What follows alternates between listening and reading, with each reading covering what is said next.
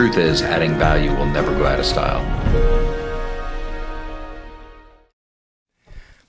Hello, and thanks for joining us for another Five Things podcast. I've got a guest here I'm really excited about. This is going to be my first dive into anything political. And getting older, I think you start getting involved in politics. You start paying attention a little bit. But welcome to the podcast, James Vose. Thank you, Brian. And running for office in Pittsboro and Chatham County area. Yes, sir. Pittsboro. Awesome. Well, sounds good. Well, tell us a little bit about yourself. Let's get up to speed. Well, as you said, my name is James Vose. I'm from a little town called Rochester, New Hampshire. New Hampshire has a tiny little bit of seacoast, and we're just inland from the seacoast. I've been in North Carolina since, I think, 1997. Fort Bragg originally brought me here. Okay. And after a couple of little quick moves back home, North Carolina has become home. Okay. I guess it's about 5 years ago. I was talking to an old friend, and I referred to home.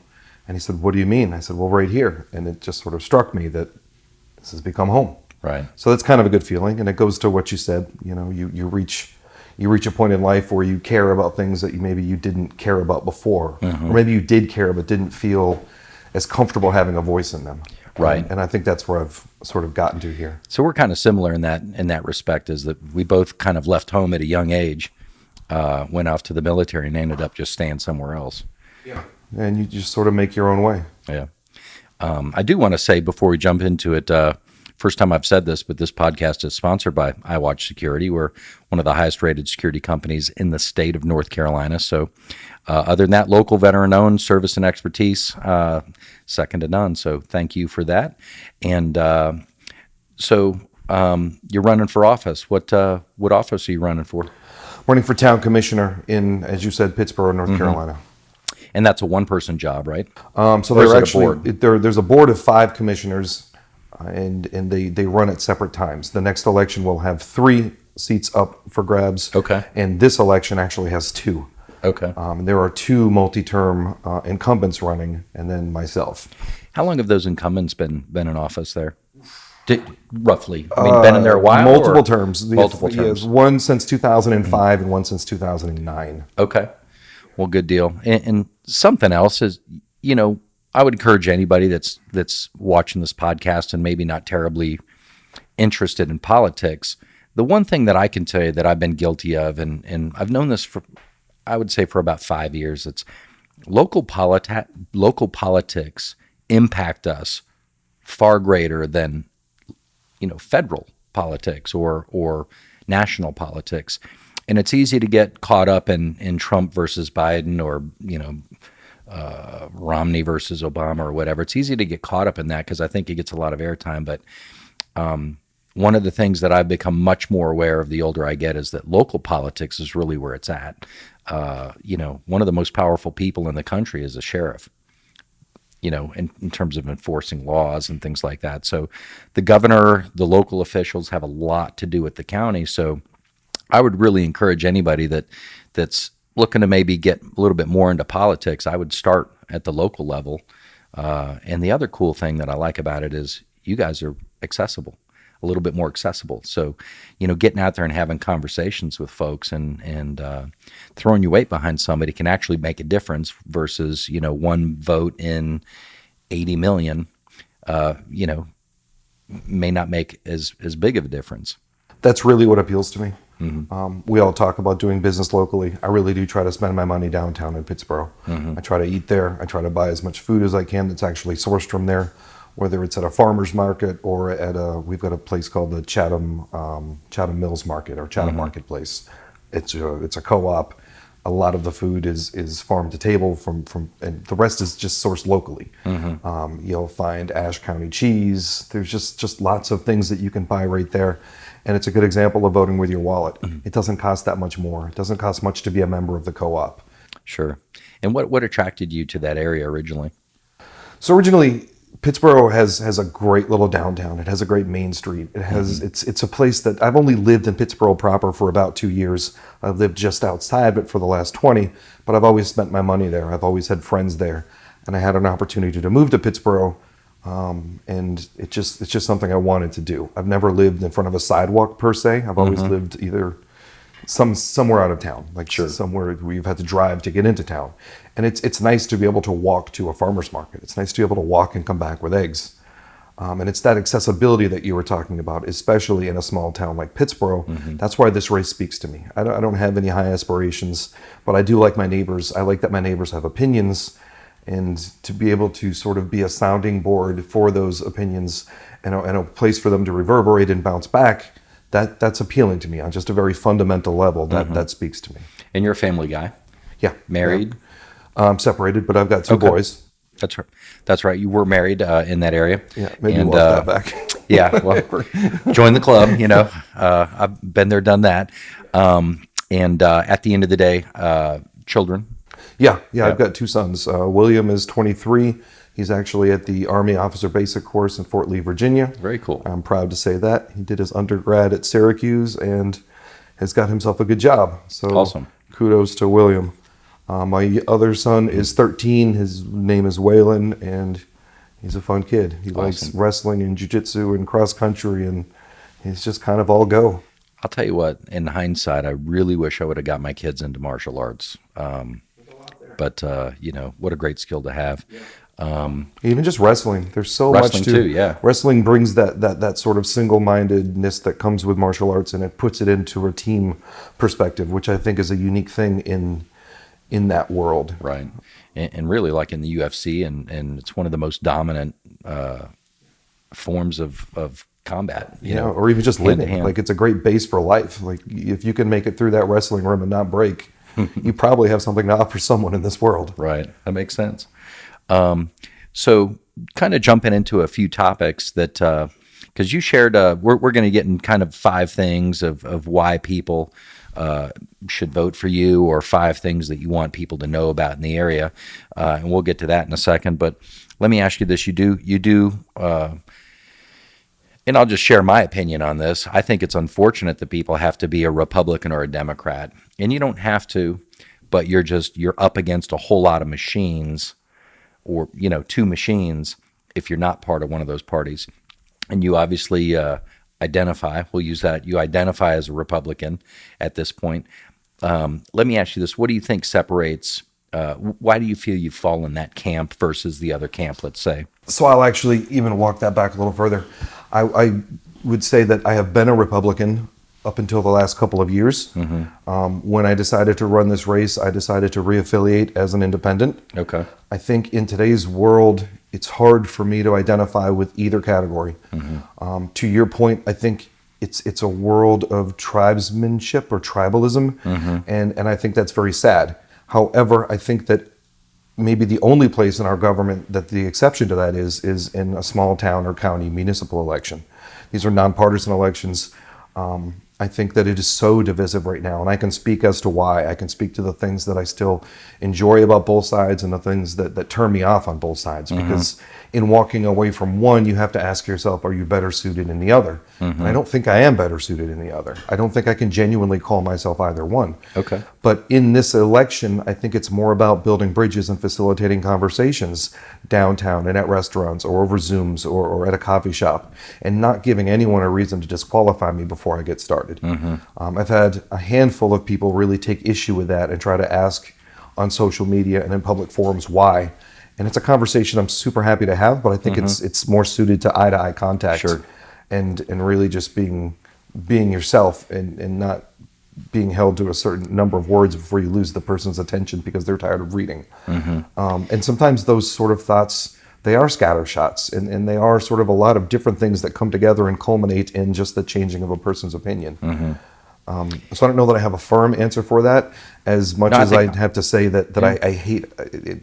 Hate's a strong word, but I really don't like how lots of people use that opening question as a reason to immediately fawn on every word that someone's about to say, or just start rolling their eyes. Sure. Well, and I agree with you, and I think it's unfortunate. Obviously there's a very old saying, a house divided against itself will fall. And I think we've got a house that's very divided. And I consider myself an independent, and I certainly lean Republican, but I hate, not to use the strong word, I strongly dislike having to be in one box or the other box, because the reality is I find about 75% of the people, we're all kind of on the same page. We want people to be treated well. We want, justice for everybody. We want, we kind of agree on most of the main things. But policy is really where I see this group does something this way, and this group, and when you really just break it down, one of my biggest pet peeves is when I hear politicians talking about our democracy. We don't have a democracy. We were founded as a republic, and the power is spread out over the states in a republic. And and I've heard Republicans say that all the time, and I hear Democrats say that, and it's to me, a democracy is, it's what's the old saying? It's two wolves and a lamb voting on what's for dinner. That's a democracy. And so there's certainly flaws in a democracy. And that's where minorities are really at risk, whether the minority is a small state, whether minority is billionaires. It's easy to demonize billionaires. There's only less than 700 of them in the country or something. And I don't want to steal your thunder on this, but at the end of the day, I think it's unfortunate that to run for major offices, I mean, I remember looking at the numbers in South Carolina. They were trying to get what's his name out of there, and I probably should have looked this up, but there was like $100 million that Democrats raised to run against Lindsey Graham. That's what it was. And Lindsey Graham won, but $100 million to run for office and lost. $100 million. What could we have done with $100 million? And I think part of that, it's really unfortunate, but the machine is such a machine on both sides that it's so hard to break it up. But I'm glad to hear you're an independent, and I think you're on the right page. And I actually think that makes you more authentic, because if you were selling out your soul a little bit for a position, you would be more likely to jump into one of those categories, in my opinion, because there's power behind it. There's the party that can help you and assist you. And oh, certainly, this race would have been a lot easier if I would have just picked a team. Right. There would have been a lot more people to canvass, to knock on doors, to make phone calls. Right. There would have been a lot more of a mechanism there to lean on and rely on. And we've had to do it ourselves. Right. So I do feel like it's coming from a genuine place. In fact, I know it's coming from a genuine place. Yeah. And so I like that. I'd love to see a lot more independents winning, and I'd love to see maybe a third party, the Independent Party, or the United. How about this? The United States Party, the American Party. So any case, so enough on the party talk. And I think the other thing that you alluded to is, and you see this on both sides, you have someone that'll mentally shut down the conversation because you're A or B, rather than engaging in the ideas, engaging and you and I, the first time we met, we sat down and we were kind of hashing on things we were hashing on things we disagreed with, which I like. There's a book called Principles by Ray Dalio, who's a self-made billionaire. And one of the things that he attributes to becoming a billionaire is he seeks out people that disagree with him. So if he thinks, the Donovan investment is a good investment, but James doesn't, and James is a smart guy, I want to go talk to James. What is he saying that I'm not seeing? Somebody who I might otherwise respect on other topics. Right. If I'm that much opposed to what they're saying now, you sort of have to ask why. Right. And what I find, I think it's tragic, is that so many people shy away from that conversation versus engaging in it. I just want truth. I want an educated perspective. If you think pipelines are bad running through the middle of the country, well, I'm kind of curious why. If you think global warming is a massive problem, I'm curious why, and I have questions. So without engaging in those topics, I'm an open mind, and I'm just curious, and there's nothing wrong with asking questions. And matter of fact, I think one of the biggest, another tragedy in this country is you see politicians running from the microphone or not taking the tough interview or things like that, and they can pick and choose, the topics that they're talking about. I think there ought to be some kind of law that, if I'm running against James, you pick 5 people and I'll sit in a room with them, and I'll take all the toughest questions you got because I want to give you my perspective on it, and I want to handle the objection, if you will. I want you to understand where I'm coming from and what I'm thinking long term. And you know what? When we sit down, you may not completely 180 my opinion, but you might move it 10%, and maybe I move you 10%, and we get a little bit. Maybe we get somewhere. Maybe we get a little bit closer. But today's media is soundbite driven. It's not. Right. It's not dialogue driven. Right. You know, that's the shame of it. It is. You're right. Everybody's looking for the soundbite because that's what sells. They're the clickbait. And anyway, I don't want to go down that rabbit hole because we could talk about that for an hour, I'm sure. Just a couple quick things before we get in your five things topic. What's your opinion on term limits? Oh, I think term limits would fix so many of the problems that we have in this nation. All right. Politics shouldn't be a career. Right. I just think just a couple points I'll make real quick on that I think a lot of the problems stem from, you know, a big company, let's say Pfizer, for example. If they can buy you and you're bought, well, now you're not working in your constituents' best interest. You got to kind of answer to Pfizer because they got the pocketbooks and they can crush you and you owe them.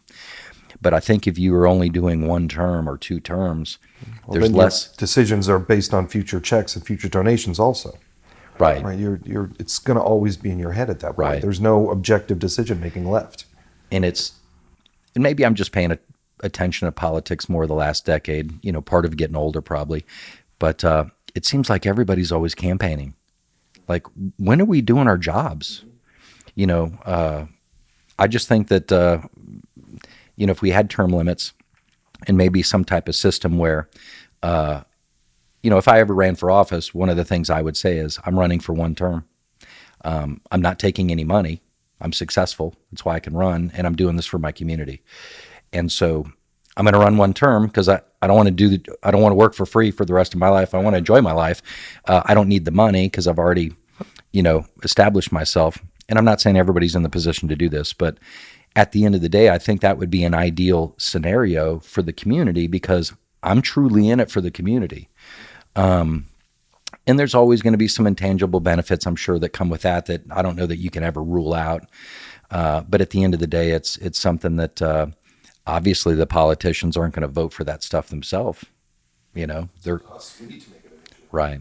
So in any case, just wanted to share that. And so I know you've got some big things in Pittsboro. And one of the things you talked to me about, I couldn't believe. And honestly, I was kind of embarrassed that I hadn't even heard about it, but it's not getting a lot of air. So you basically got into politics because you wanted to make a difference in your community. And I don't want to steal your thunder, but you kind of felt that, you know, hey, some changes need to be made and fighting the status quo. And essentially it started bothering you enough to where you said you want to throw your hat in the ring. The 2 issues that I see in Pittsboro are development and water. And as I am in town and I am talking to my neighbors, it seems that nearly everyone I speak to has an opinion on both subjects. And we had 2 incumbents running, 2 multi-term incumbents running, as we were saying. And I don't have anything bad to say about either of them. They both do their job. They have for a long time. They've served the community. Really good people. Mm-hmm. But without fresh perspective, without fresh energy, without an idea to come in and shake things up and maybe change things, when do new ideas really happen? You know, we have a board that meets every other week, and it often seems the case that it's just sort of a rush to finish out this week and we'll see you in 2 more weeks. You know, and there's no real sense of urgency. Public hearings get pushed to the back of the meeting, so there's less inclusion. Well, that seems a little by design sometimes, but it's hard to accuse any one person of anything. Mm-hmm. But certainly if we want public inclusion, it could be at the beginning of the meeting. And when you've been on the board for a long time and this is just what you see and what you do, it's hard to bring that to air. So even it's something as small as that, I feel like could be impactful. Mm-hmm. You know, we walk around, we say we would like people to be involved, but then the meeting starts at 7 and we don't get to the public part until 11 o'clock at night. Well, the people that really need to be paying attention have got to get up and work in the morning. Right. That's a great point. So to me, a lot of these things seem like a no-brainer. You know, if you can't hear the public, then you need to have another meeting or you need to restructure the meeting. And I'm not a big fan of government in general. It's the most inefficient. And I'm sure you dealt with this in the military as well. I know when I saw this in the military, multiple times. We would go to the range for target practice, and we all got qualified in this and that. I'm sure you dealt with this. We'd have to leave 3, 4, 5 people behind, and they would just expend all the ammo, shooting probably thousands upon thousands and thousands of dollars worth of ammo. One little unit in one little place in Fort Bragg, North Carolina, because if we don't use it, you don't get allocated the budget next year. And so there's a lot of things like that where, of course, government's inefficient, and things like that bother me. But again, that's where I think fresh energy, fresh eyeballs coming in, and someone who actually maybe is not burnt out from government work. I think there's some truth to that. Yeah. And I think, hey, we're all human. We all get burnt out. We all get tired of doing the same thing. But, when you're in public service, maybe it's time to make a move out so the quality of life for people gets better. So fresh ideas, the board meeting, I think, is a great idea. If the people aren't being heard. What's the point of having a public forum? Right. Figure something out. And then one of the biggest topics, not to jump into this, I'm really excited to talk about the water thing. I'll just let you jump into it. I would even say that for me, there are 2 topics that are hot on my heart. And those topics are preserving downtown Pittsboro, keeping the town what it is. It would be a shame to see all of this revitalization come to Pittsboro and then through gentrification push the people out that made the town what it is. So to me, I really want the development to happen, but I want it to happen in a way that preserves Old Town Pittsboro, preserves the brick sidewalks, the restaurants. We've got a food scene that for a town of 4,200 people, I think is unheard of. We've got a fantastic Postal Seafood or Postal Fish Company is a farm to table fish seafood restaurant that just does not let anybody down. We've got some great family restaurants in town. We've got an S&T soda shop and some fine dining. So I'm really proud of what's there and what's coming. There's a whole development that's coming just south of the courthouse that's going to have multiple music venues, a boardwalk connecting them together, a 2-story bar with a rooftop bar, a 2-story building with a rooftop bar. That sounds cool. I can get excited about what Pittsboro is going to be. Sure. But then comes the water, and that's the part that's less fun to talk about. It's less good energy, right? But the bottom line is we've got some of the worst water in the country. We've got polluters, companies that we've heard of. We've got companies like 3M and subsidiaries of DuPont that are dumping a chemical called PFAS, and another that's called Gen X. And these chemicals are used in everything from rain jackets to military applications to your non-stick coating on your frying pans. It's literally everywhere. You don't need to live near a water source or a factory to be affected by it. It's all over the country. It's in the food that we eat. It's in the water that we drink. It's in the dust that we inhale coming out of packaging. There's just not a lot of help being given to people. The EPA is not stepping up. It's cheaper for corporations to continue to pollute. So at any rate, where I'm going with this is people want to know, what do we do about it?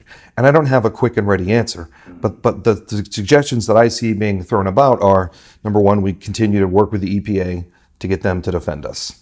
I think that's a losing battle. They notably have stepped up in the last week. They made a big presentation in Raleigh. They're doing better. They're credit where it's due. They're doing better. But I don't think the EPA is going to save little Pittsboro. Consumer Reports just put out this year, they did, I believe, a 9-month study on water nationally. Pittsboro had the worst water that was tested. Right here, just a little bit outside of Raleigh. The literal worst water tested. Like Flint, Michigan, you want to go there to get some water. For PFAS, for Gen X, we had the worst of the group that they tested. So again, I don't think the EPA is going to save us. And although there are smaller water groups that are bringing this to court, they're actually suing for it. I think we need to do better than that even. I know Pittsboro as a municipality is considering suing and probably will sue. But how does a group like a municipality like Pittsboro sue a subsidiary of DuPont or 3M and have that not drag for 30 years? Drag out in court forever. It's never going to get there. Right. I know for me and for my team, we worked very hard on a Sierra Club endorsement. And I mean, we really put the effort into this. They asked questions that were specific to Pittsboro, specific to the environment, specific to just the local ecology. And we had to put some real work into it. Where I'm going with this is that I feel like if we as a group, if we as a people, if we got together and coordinated efforts, there are water groups all over the country that are fighting for clean water. We've got them here, we've got them in New Hampshire, we've got them on the West Coast. They're everywhere. If we could collectively harness that voice, and I'm still thinking that each group keeps its autonomy, but if we could just harness that message and put more words out faster and harder and start calling out people by name, call out the leaders of the municipalities that are doing it, the mayor, their board of directors, call them out by name and ask them why they can't do better. Well, why is Pittsboro is not water? Why is PFAS in general and its pollution? Why are these not questions for groups or towns like Greensboro, cities like Greensboro, in their election issues? Why are there people that are seeking election answering questions just on us? Because I feel like if we spoke louder and if we made it more of an issue, groups or municipalities could choose to do better. Whether it's a board of directors for a company or whether it's a board for a city or a town. It could be something that people voluntarily do better on. I don't think that happens on its own. I don't think that happens out of altruism. I think you've got to shame people. I think you've got to get right on a bridge and call people by name and ask them to do better. And if I remember correctly from our conversation we had before, a lot of this is coming down the Haw River, isn't it? From Greensboro. So it's essentially getting right in the aquifer and obviously coming right out of the river too. Right out of the river into people's drinking water. And my understanding is that there's a lot of the standards that are being met, which is why they can get away with some of these things, but it might be time to raise the standards if the water's that bad. And so ultimately, it sounds to me like Greensboro needs to get more involved. Something like this, I don't know. I think if I'm governor of a state and I find out one of my cities has the worst water, I'm probably going to want to get involved in that. I mean, I don't know. You're the governor. Why wouldn't that be such a hot topic? What does it have to be on the national news to get addressed? But I think we could put it on the national news, and I think we Sure. could put it in the governor's dinner conversation. And for a state as prosperous as North Carolina is, there's no reason that any of our cities have bad drinking water. There's really no reason that any city in the country, in the United States of America, we just gave the Taliban billions of dollars worth of military. We give countries like Pakistan, I don't know, $500 million a year. There's no reason in the world that the United States doesn't have the cleanest water in every city. So that's something that I don't think you have to be Republican or Democrat to get behind either. And here's the other thing I want to say. It's not about raising more taxes. It's about being better with the money, the trillions of dollars that they're already getting.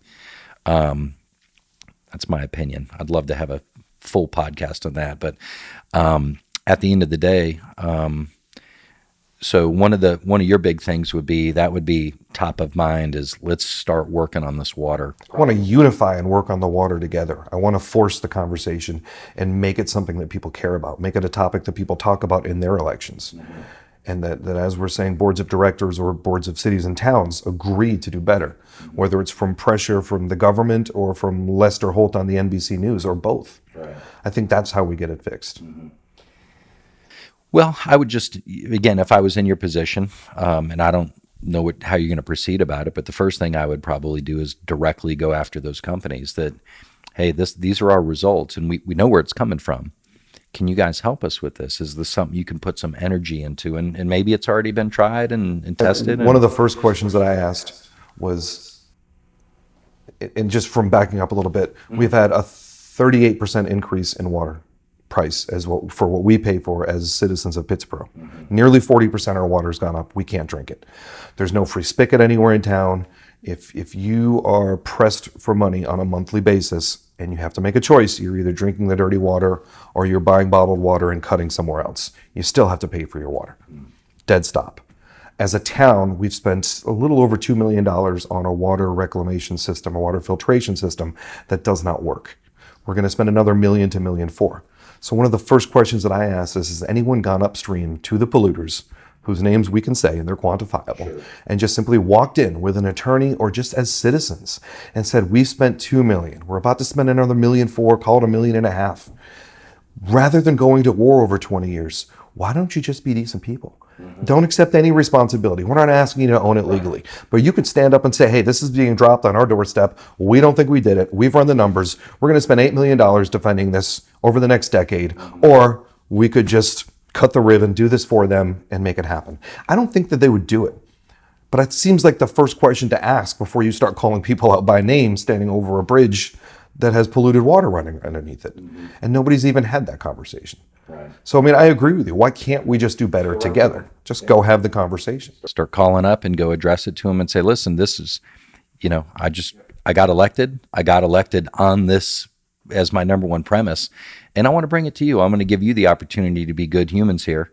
And how can we figure this out? Is there something I can contribute? Is there a way we can put our heads together to reduce the pollution? And obviously there's fish, there's turtles, there's a number of things that are being affected, not just the humans as well.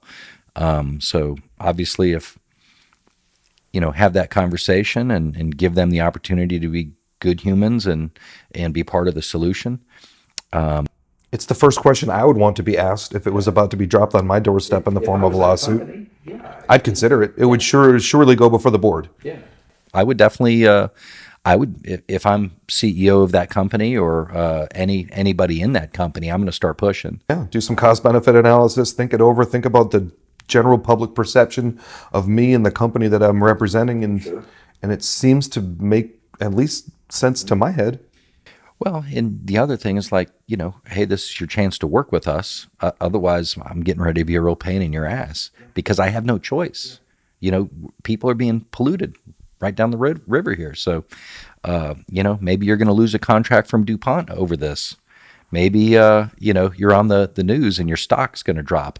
I'm not threatening you. I'm just saying that this is my number one thing that I'm going after is I want clean water for my constituents. I'm sure you want clean water for your family. And I think that's a fight that I'd like to take on, even if I don't win, quite frankly. And I do plan on winning. I'm not being a defeatist. But either way, I've got time for this conversation. And with or without that particular platform, I think there's a way ahead there. Yeah. Well, it seems like something has to be done. And I would think that North Carolina would get involved at a very high level because it's within their state. Seems like a no-brainer, really. But obviously, as a community is growing, that presents all kinds of other problems, and hopefully there's some foresight with that to get ready. One of the most frustrating things I think as a community grows is you can tell when a city hasn't planned for the growth, and it's a mess, and there's massive traffic, and just all kinds of just the little things like the bus, like going down Six Forks Road, there's 2 lanes, and the community bus stops and clogs up one of the lanes. Why doesn't it have a little pull-off thing? Somebody didn't plan.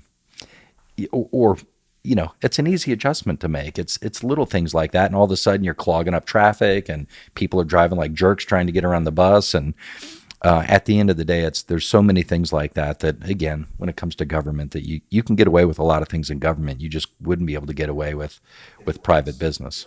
Right. So I'm a big fan of business people in office because, I can't run a $28 trillion deficit as a business guy. It's not possible. Yeah. It's the spigot runs dry, and you can't just go raising prices like they raise taxes because you lose your customers. And the government, the more they push and raise the taxes, you will lose your customers. It's just called something different. It's called revolution.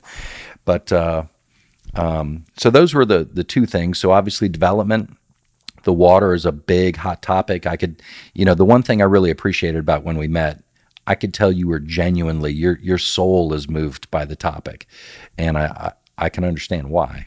It just blew my mind that we're even in the top 10 in any of our cities in this state. Yeah. Was there anything else? I did have a couple more questions I wanted to ask, but was there any other things part of your platform that you feel like you need to address? No, I had some trivia items, but they were really just that, and I was going to rave on the food scene, but I've already done that. So yeah, just suffice it to say, there's a lot of good food and entertainment. Food, that's always a big plus. The one thing I'll say, shooting from the hip, is what are a couple things you would say between you and, say, an opponent, someone else that's running, other than their incumbents? They've been there a while. what are some policy differences do you think you would have, or I guess just differences between what you think you bring to the table, what they're bringing to the table? In terms of policy, I think it would be unfair for me to say anything positive or negative. Okay. I've never been on the board of a municipality like Pittsboro. I've watched a lot of meetings, and I've certainly had some critiques, but not just about them, but about all the members of the board. I think overwhelmingly, as I said, they do a good job. I think one thing that sets me apart from them is accessibility. I think I'm driving around town with signs on my truck that say, "Come talk to me, I'm running for town commissioner." I think I'm actually knocking on doors, and we've been out at the early voting booths. In fact, I know I'm still knocking on doors. I don't see anybody else doing those things. I feel like I'm frankly the only one spending any money or putting any effort towards it. There's a PAC that's set up that supports the other two, the incumbents and the incumbent for mayor, and that is making them not have to raise any money. And even though I'm trying to be positive and trying to just focus on the positive and what I can do, we recently had a circular go out paid for by that PAC, and in it, one of the two negative things they can find about me are that I've switched parties. And again, I can absolutely speak to that, and I'm proud of the fact that I switched parties. I can see where a lot of people would do that. Yeah, and then they said that I took money from a PAC. Well, the last question on the we get a lot of questionnaires when we're running for office, okay? And this one group asked the question, "Would you like money for us?" And it's a real estate group. And the question was, "Would you like money from us?" My answer was, if you like my answers and want to support my campaign, I would love to have your check. Sure. I mean, it's exactly what I wrote. Well, that's raising That's what I'm doing, right? And meanwhile, the money just went back out for signs and social media, Right. and door knockers and all of those things. Sure. So, the perception that we're just here sitting on our hill and you must come to us, that sort of irks me, and I think a lot of my neighbors. But then furthermore, they're not really that accessible anyway. I'm doing open Zoom hours multiple times a week where anybody can just pop in and say hello. I'm regularly downtown. We're sponsoring tables at festivals and have volunteers along with myself out there. I think energy, I think perspective and accessibility are really the biggest differences. Mm-hmm. Have I done this job for a decade? I have not. Do I have any doubt that I can do this job? I do not. No doubts. And if somebody wanted to contact you, let's say, and set up like one of the things you just mentioned that I think is great, you set up a public Zoom, it sounds like, to where people can ask questions in an open forum and that sort of thing. Is that what I'm understanding correctly? Yeah. Okay. Or you would go somewhere and speak, let's say. If we're doing a meet and greet at a little park in Pittsboro this Sunday, that'll be catered, and we'll have food or candy for kids. Okay. Well, let's talk about that. That's Sunday. Sunday at Knights Farm Park. Okay. Oh, I wish I was more prepared for that. Okay, one. That's all right. Sorry, this is spur of the moment. I just want to, if people want to come talk to you, let's say that someone is listening to this in Pittsboro and they say, you know what, this seems like a good guy. I want to go drill him with some questions about that fire hydrant, and that whatever it is. And so, ultimately, the park in Sunday, you've got a website. It's Go Vote or govose.info. www.govose.info. And it's you can be contacted there. Certainly can, and the dates and the addresses and the times are all there. Okay. There's certainly a Facebook page. It's just James Vose for Town Commissioner, I believe, is the Facebook page. But I'm pretty easy to find. If you just Google my name, it's coming up pretty quickly. Okay. And I think that's a big deal, and people can get their things addressed that way. And I had another good thought, but part of getting older, I think, is you lose these once in a while. So other than that, anything else you want to start wrapping up with? Or I'm glad for the opportunity to speak. I think you've talked about some other things that we could talk about in the future, be it here over lunch. Sure. And I'm glad to have made the contact and to come out and talk with you and your... Well, awesome. Well, yeah, I'm glad to come out, and I'm interested in start doing more of these local political type things, because at the end of the day, if we don't, I'm sure you learned this in the military too. I was told at a young age, and it stuck with me for a long time. It said, "Don't come to me with a problem unless you come to me with the solution as well." And it's easy to bitch about politics. It's easy to complain about politicians, but it's easy to complain about a lot of things. But if you're not engaging in the process, then just shut up, and suck it up. If you're not willing to get in and be part of the solution, there's enough complainers out there. And I can't urge people enough to come and vote. I know this is an off-year election. I know it's a little municipal election. I know it's not exciting. But to your point, people have opinions and they're just not showing up. We've had, I believe, about 200 voters since early voting started out of a town of 4,000 people. That's just not enough. That's just not enough. I can do everything right and still lose this election if people don't show up. I can knock on the door. I can have the conversation with you, your mom, your sister, and your neighbor. And if people don't show up, it doesn't matter. So I think something that you and I have in common is that neither of us are probably very passive. If I have a bad month, I go sell more. It's very simple. Right now, I sort of feel like a shopkeeper that has no word outside the shop. I'm just waiting for people to show up. And that's a little frustrating. So I just wish more people would actually show up and vote, whether it's for me or against me, leave no doubt on the table. The one thing I'll say about that is if you're going to vote, know why you're voting, please. I think there's a lot of people that just get 1% of information and they make a vote. Me personally, I would rather you don't even vote. Yeah. And again, for me or against me, let's just get a good turnout of people that actually know what they're speaking to and showing up. Well, you definitely want to, I would say, engage in the process, understand why you're voting for, who you're voting for. And the great thing about somebody like James is he's accessible. You're right there in town. You might be at that rooftop bar eating tacos this weekend. At the end of the day, come up and say hello and have a question and, be prepared for a good, honest debate or dialogue or explanation or whatever it is. And at the end of the day, it's okay to disagree sometimes. James and I disagree on some things. And at the end of the day, you can still be respectful and you can still have the conversation. And at the end of the day, it's no matter what James says, I think mushrooms are nasty. And I'm never going to change my mind. I don't care how much you like them, so it is what it is. So other than that, we certainly appreciate you joining us. And thanks for your time, James, and driving to Raleigh from Pittsboro. And thanks for making the time. Thank you. And until next time, thanks for your time.